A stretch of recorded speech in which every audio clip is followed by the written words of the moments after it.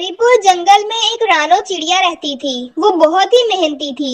वो हर वक्त किसी न किसी काम में लगी रहती। उसके पड़ोस में ही एक कालू कौवा रहता था। वो बहुत कामचोर था। हर वक्त किसी न किसी दाव पर रहता। जंगल में बारिश ना होने की वजह से दाना खत्म होता जा रहा था। एक दिन रानो को ख्याल आया, क्यों ना जंगल के खाली हिस्से पर गंदम उगाई जाए, जिस पर मेहनत तो होगी लेकिन खाने को दाना आसानी से मिल जाएगा। मैं अकेली शायद ऐसा ना कर पाऊं। क्यों ना अपने पड़ोसी कालू कौवे को साथ मिला लूं।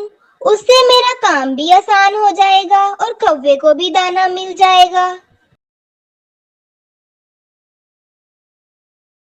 कौवे भैया, क्या तुम देख रहे हो जंगल में दाना बिल्कुल ही खत्म होता जा रहा है। हाँ, ऐसा ही है। बल्कि मुझे तो आज 2 दिन बाद दाना मिला था। अभी अभी खाया है। कहीं तुम मुझसे दाना मांगने तो नहीं आई? नहीं नहीं कौवे भैया, मुझे पता है मुझे आपके घर से क्या ही मिलेगा। आप तो खुद अपने लिए बहुत मुश्किल से दाना ढूंढते हो। मैंने कुछ नया सोचा है। नदी के पास काफी सारी जमीन खाली पड़ी है और मेरे पास कुछ दाने भी हैं। अगर आप मेरा साथ दो तो हम दोनों मिलकर इन दानों को बो लेते हैं। उससे हमारे पास खाने की कमी नहीं होगी। बात तो तुम्हारी ठीक है। काम मिलके कर लेंगे और जो फसल होगी वो तुम्हारी और मेरी आधी आधी। मुझे मंजूर है।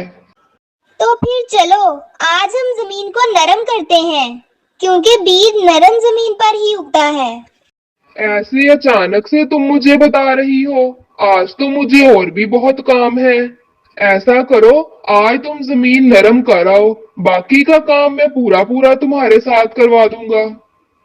ठीक है कौवे भैया, लेकिन कल बीज बोना है, आपको लाजमी जाना होगा। ठीक है, मैं कल तुम्हारे साथ जाकर सारे ही बीज बो दूंगा। और फिर चिड़िया अकेले ही जमीन नरम करने के लिए चली जाती है। सख्त गर्मी में रानो चिड़िया किसी भी चीज की परवाह किए बगैर सारी जमीन नरम कर लेती है और शाम को थक खाकर घर आती है और आते ही सो जाती है। सुबह होते ही रानो जल्दी से दाने लेकर कालू कौवे के पास आती है। आओ आओ रानो, कल तुमने अच्छे से जमीन नरम की थी ना? मुझे बहुत फिक्र है क्योंकि मेरी पार्टनरशिप जो है तुम्हारे साथ। कौवे भैया, अच्छा मजाक कर लेते हो। मैंने अच्छे से जमीन नरम कर दी थी, लेकिन आज भी काम बहुत ज्यादा है। दानों को जमीन में बोना है। ये काम तो मुझे अच्छे से आता है।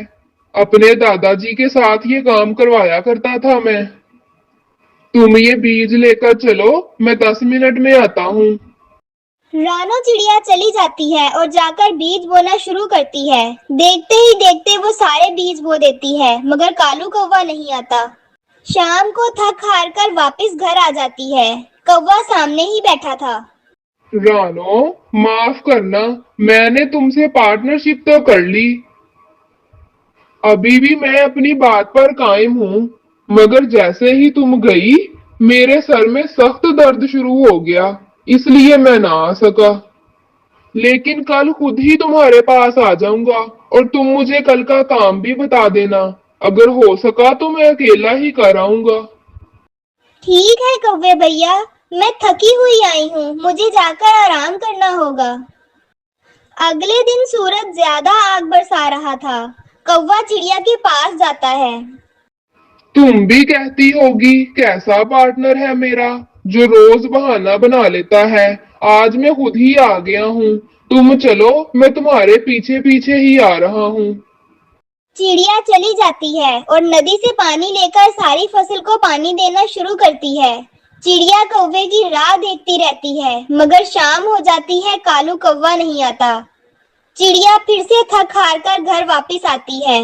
कौवा उसका इंतजार कर रहा होता है। मानो, अब ये मत कहना कि तुम झूठे हो। मैं जैसे ही तुम्हारे पीछे आने लगा, मेरी माँ आ गई। साथ वाले जंगल में रहती है। मैंने सोचा काम तो सारी जिंदगी होता ही रहेगा, आज क्यों ना माँ की सेवा ही कर लूं। ठीक है कौवे भैया, आप सच ही कह रहे होंगे। ऐसे ही दिन गुजरते जाते हैं और फसल पककर तैयार हो जाती है। चिड़िया फसल की कटाई भी अकेली ही करती है। शाम होने को थी कि कौवा भी वहां आ जाता है। रानो, बारिश आने वाली है। मैं तो भागा भागा आया हूँ। चलो जल्दी से गंदम के दाने बोरी में डालकर घर ले चलें। मैं इनको बराबर बांट देता हूँ। फिर कौवा ज्यादा दाने अपनी तरफ और थोड़े चिड़िया को देता है। लो जी, बराबर बांट दिए हैं। अब ये लेकर घर चली जाओ, वरना सारा अनाज बारिश में भीग जाएगा। चिड़िया हैरान होकर कौवे को देखती है, मगर चुप होकर दाने लेकर घर चली जाती है।